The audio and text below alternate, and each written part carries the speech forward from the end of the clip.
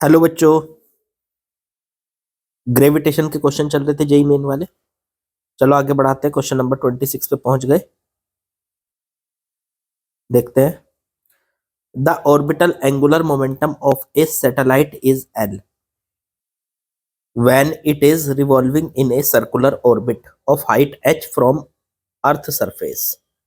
If the distance of satellite from the earth center is increased by 8 times to its initial value, then the new angular momentum will be। देखो आसान से सवाल है भाई, ये हो गई अर्थ। ठीक है, अर्थ के सेंटर से बाहर घूम रहा है ये सैटेलाइट। ये घूम रहा है सैटेलाइट।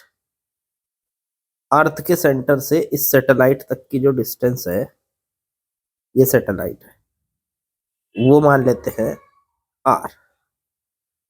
अब इसका जो एंगुलर मोमेंटम होगा, सैटेलाइट का मास मान लीजिए स्मॉल एम, अर्थ का मास कैपिटल एम, सैटेलाइट की स्पीड वी नॉट। ठीक है, तो कैलकुलेट कर लो, यहां से आ जाएगा इसका एंगुलर मोमेंटम।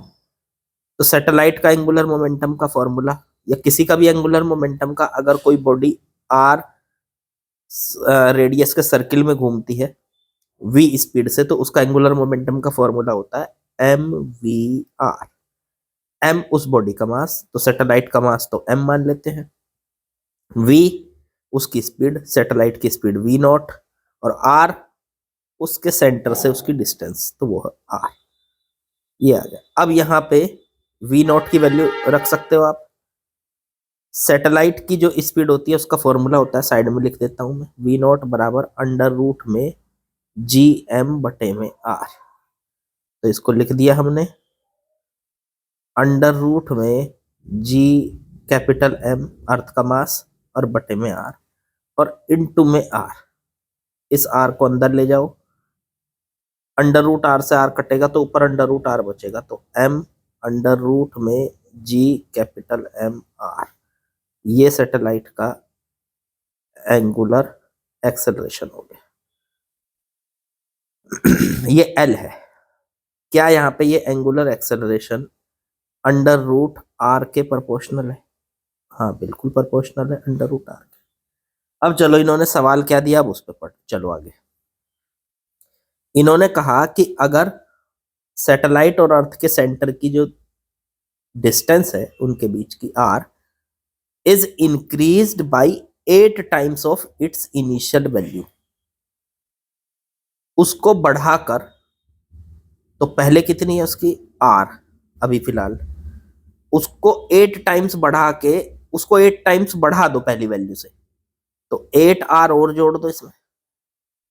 फिर से पढ़ लो चाहिए इसको, पहली वैल्यू को 8 टाइम्स बढ़ाकर उसकी उसको बढ़ा दिया जाता है, मतलब उसके बीच की जो डिस्टेंस है उसको 8 टाइम्स बढ़ाकर पहली वैल्यू को और आर के साथ ऐड कर दो। देखो यही तो बोला, if the distance of satellite from earth centre is increased by, increased by का मतलब होता है पहले अगर आर है तो उसमें 8 टाइम्स आर करके और जोड़ दो, इंक्रीज कर दिया। देखो ये इंक्रीज कर दिया, आर से बढ़ा के 8 आर और बढ़ा दिया इसके अंदर, तो ये हो गया टोटल 9 आर।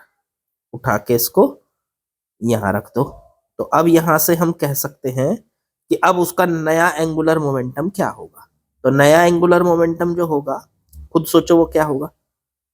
एल तो प्रोपोर्शनल है ना अंडर रूट आर के, तो आप लिख सकते हो L1 बटे L2 बराबर अंडर रूट में R1 बटे अंडर रूट में R2। L1 है पहले वाले उसका एंगुलर मोमेंटम, वो तो L दे रखा है। L2 बाद वाला वो हमें निकालना है। R1 पहले वाली उसकी डिस्टेंस वो है अंडर रूट आर, और बाद वाली अंडर रूट में 9R। अब तो 9R हो गई ना, ये देखो ये बाद वाला। अब यहाँ अंडर रूट आर से अंडर रूट आर कट गया, L2 की वैल्यू आ गई अंडर रूट में 9L, या L2 की वैल्यू हो गई अंडर रूट 9 को 3L लिख सकते हैं, 3L। तो पहला जो एंगुलर मोमेंटम था उससे 3 गुना हो गया उसका एंगुलर मोमेंटम। ठीक है, सवाल समझ में आ गया होगा। बस लैंग्वेज समझने की कोशिश करना, लैंग्वेज उसने क्या दी है कि उसका जो एंगुलर मोमेंटम है वो उसका कितने टाइम्स उसने बढ़ा दिया। 8 गुना बढ़ा के उसको इंक्रीज कर दिया। पहले वो आर था, 8 आर और ऐड हो गया उसमें, तो टोटल 9 आर हो गया। यही समझना था बस इसमें। चलो अगला सवाल पे चलते हैं। चलो भाई अगले सवाल में आते हैं। क्या दिया है, एक एक स्टेटमेंट को पढ़ते हैं। इसमें दिया है चूज द इनकरेक्ट स्टेटमेंट। ध्यान दो, इनकरेक्ट पूछा है, करेक्ट नहीं, इनकरेक्ट जो गलत है। पहला स्टेटमेंट पढ़ो। The speed of satellite in A given circular orbit remains constant. Satellite की स्पीड किसी दिए हुए सर्कुलर ऑर्बिट के अंदर कांस्टेंट रहती है। तो पहला स्टेटमेंट ये कह रहा है कि जब सैटेलाइट सर्कुलर ऑर्बिट के अंदर घूमता है तो उसकी स्पीड कांस्टेंट होती है। भाई सैटेलाइट की स्पीड का फॉर्मूला होता है वी नॉट बराबर अंडर रूट में जी एम बटे में आर। अब इसमें देखो, ये तो कांस्टेंट है क्योंकि m है अर्थ का मास कांस्टेंट, g भी कांस्टेंट, r सेंटर से उसकी डिस्टेंस। तो सर्कुलर गिवन सर्कुलर ऑर्बिट में उसकी डिस्टेंस तो सेम ही रहेगी ना। मान लो आपने इस ऑर्बिट में उसको फिट कर दिया कि बस अब इसमें घूमता रहेगा ये सैटेलाइट वी नॉट स्पीड के साथ, तो उसकी सेंटर से, अर्थ की सेंटर से उसकी जो डिस्टेंस होगी वो तो फिक्स हो गई यार। तो आर भी फिक्स है, एम भी फिक्स है, जी भी फिक्स है, तो इसकी स्पीड भी फिक्स होगी। ये तो स्टेटमेंट करेक्ट है। हमें ढूंढना है इनकरेक्ट। इनकरेक्ट इसलिए हमारा ये ऑप्शन नहीं होगा, ये तो करेक्ट निकला। हमें ढूंढना है इनकरेक्ट जो गलत है। अगला पढ़ो। For a planet revolving around the sun in elliptical orbit total energy of planet remains constant. बिल्कुल सही बात है। अब इसमें जब मान लीजिए सन है, तो सन के अराउंड जब कोई भी प्लेनेट घूमता है इस तरीके से इलिप्टिकल ऑर्बिट में, तो उसकी जो एनर्जी होती है भाई वो कांस्टेंट रहती है। दूर जाता है, पास आता है, उसकी स्पीड भले ही बदलती है। यहाँ v1 होगी, यहाँ पे जाके v2 होगी। जितना दूर जाएगा उसकी स्पीड उतनी फास्ट होती जाएगी। v3 होगी, यहाँ v4 होगी, लेकिन उसकी टोटल एनर्जी कांस्टेंट रहती है। उसका एक कारण भी है। अगर टोटल एनर्जी कांस्टेंट नहीं होगी तो फिर तो वो रुकेगा ही नहीं सन के अराउंड। अगर उसकी एनर्जी घट रही होगी तो एक दिन वो घूमते घूमते सन पर गिर जाएगा, और अगर उसकी एनर्जी बढ़ रही होगी तो वो सन से दूर होता चला जाएगा।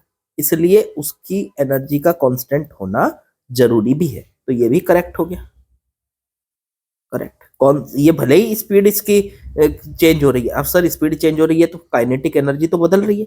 काइनेटिक एनर्जी बदल रही है, ठीक है मान लिया, लेकिन दूर जा रहा है तो पोटेंशियल एनर्जी भी बदल रही है। लेकिन काइनेटिक और पोटेंशियल दोनों को जोड़ोगे तो वो कांस्टेंट आएगी। उसे ही तो कहते हैं टोटल एनर्जी, वो कांस्टेंट आएगी। चलो थर्ड वाला पढ़ो। When a body false towards earth the displacement of earth towards the body is negligible. ये भी बात सच है। जब कोई बॉडी अर्थ की तरफ आती है, गिरती है, तो अर्थ भी बॉडी की तरफ चलती जरूर है थोड़ा बहुत, लेकिन वो इतना कम होता है, नेग्लिजिबल होता है, इसलिए उसको हम छोड़ देते हैं। तो ये भी करेक्ट है। Linear speed of planet revolving around the sun remains constant, ये है इनकरेक्ट।